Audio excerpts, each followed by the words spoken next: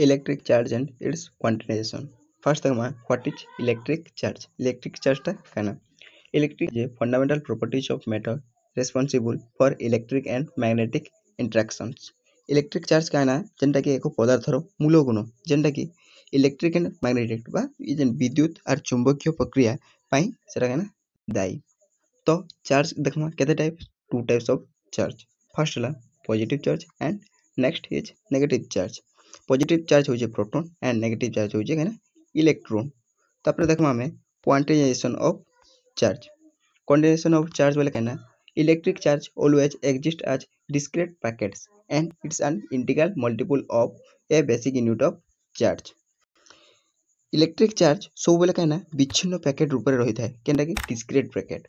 इटा कहना integral multiple बोले कहना गुणितक रूप में मिली है।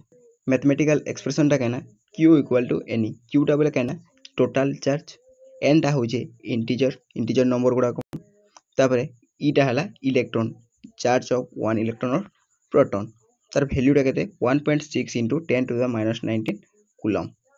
तो आमे देखमा this means body can have charge कर परबा बट किंतु नेवर फ्रैक्शनल चार्ज करनी पारे।